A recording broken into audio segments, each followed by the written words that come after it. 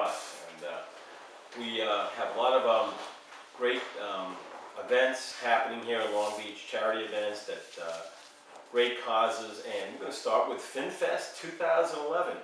And we welcome Nora to the show, and Nora, I know you're excited about this event, so tell everyone out in Long Beach about FinFest and what it's all about and when it's going to happen and how people can get a hold of you.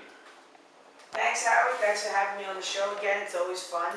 And FinFest this year is Saturday, August 6th. And we're going to have rock, blues, and reggae, about 5 bands. And we offer a free shuttle from Long Beach. And the schedule will be on the website at finfestlb.com. This year we're going to have Josh Sticks, which is a popular reggae act in the west end of Long Beach. Brian Monahan and the Big Kahuna. John Wims are going to be emceeing it and also playing music.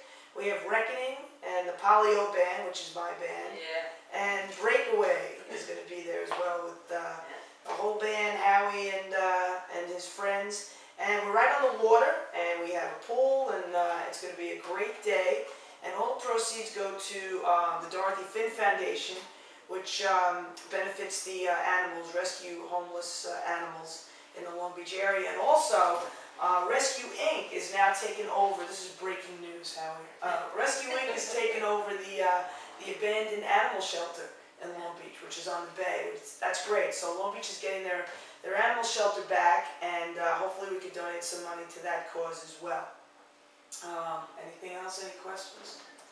Yeah, I mean, one thing I want to talk about since Joanna Matheson is here is that, I was talking, there's a big article coming out in the Long Beach Herald about the documentary I'm working on, and as I was speaking to Chris Englehart, the writer for the Herald, I said to him, one of the things that I want to really focus on the documentary is that Long Beach Island Park is such a passion for music, and I said, there's no other town that has something like the Barrier Blues Festival, where you have 5 days of musicians playing, and awesome musicians from all over the country playing at 4 or 5 venues every night.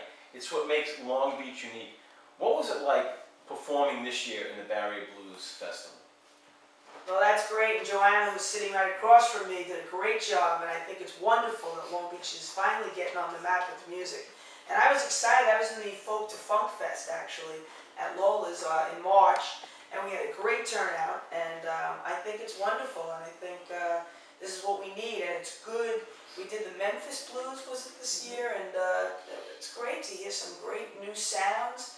Other than the old standards that we've been listening to for so long. And I think she did a great job, and Long Beach is going to be the new Austin, Texas, baby. That's it. Nashville. All right. And again, for people wanting information about FinFest 2011, let's give out the website and phone number where they can get in touch with you, Nora. Great.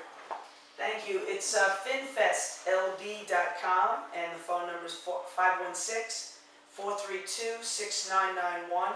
And again, it's August 6th, that's a Saturday, and the music starts at 2 and it goes till 10 o'clock. Thanks, Howie. And the website? finfestlb.com. All right, excellent. And Joanne, I want to get to you now because we touched on the Barrier Blues Festival. And for people that don't know, I would imagine this is a year-round effort. Getting in touch, first of all, the grants, getting the grants together, getting all these great musicians from all over the country, setting up all the different venues on the nights they're going to play. And also, let's talk about the fact that this makes Long Beach unique. And this is what I stressed to Chris at the Long Beach Herald, and why I want to, so important to include the music festivals in the documentary about Long Beach, because talk about folk effects, the Barrier Blues, the Jazz Festival. To me, it's really what makes Long Beach stand out. The music in Long Beach is the best in Long Island. Well, I can't agree with you more, Howie. I think that we do have a growing scene here, a growing music scene. You say it takes about a year. Yeah, it's an ongoing getting grants, getting people, the right people. We work on partnerships with the library, with all of the different venues, and we really appreciate everything that the people have done. The musicians coming out to perform, as well as the owners of the different experiences, and I did want to speak just a little bit, having lived in Long Beach for so many years. You know, you talk about tragedies that occur, you talk about a spirit of a community, and I've seen so many times over and over and over again how the community turns out and how just the outpouring of support that comes, and it doesn't have to be something around a musical event. People really want to be connected, and my way of connecting people is through the music, is through the arts, through artisan partnership. But there are so many other ways that people do that, and that certainly is in evidence right now with this tragedy that the community is dealing with. And I didn't know Mr. Bobis personally, but anybody who works with young people, anybody who gives of their time, who recognizes the special qualities that kids have has a spirit that regardless of what the outcome of this terrible situation is, his spirit is going to be so big, and you can already feel how the connections are being made and how people take care of one another. And that's the beauty of our barrier beach here, of our little island, you know, separate from the mainland. And it's always had that very special quality. So I just am privileged to be part of that. Yeah, very well said. And I think that's why so many bands are going to go to the recovery room tomorrow from 9:30 to 1 o'clock, because obviously they love music and they love to perform, but for a lot of them, they know that it's for a charitable cause. They know it's to help the Bobis family, and I think that there are so many charitable events where musicians get involved, and I think the fact that so many musicians are going to be at the recovery room tomorrow speaks volumes about the way musicians really rally around a sad event and want to be part of something really good.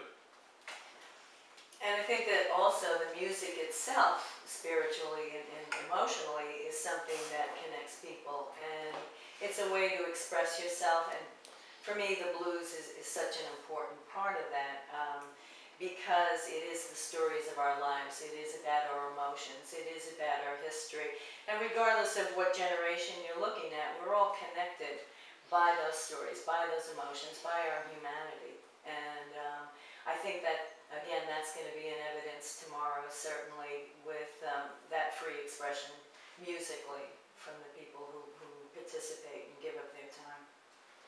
Absolutely. On that very eloquent notice, we're going to take a break. We have a lot more great guests coming up, a lot more great events, and of course we're going to talk about the great parade that was right here on West Beach Street Sunday. Tracy Lynn is going to talk about it, and the 5K run, and Nora might touch on it if she sticks around. We can get her to stick around. So a lot of great stuff still to come. So keep it right here locked into 12:40 a.m. We're here till 9 o'clock. This is Broadcasting on the Beach with Halftime Howie. We have some important commercial messages coming up, and after that, we will be back. So stay right with us. Thanks a lot, folks. We'll be right back.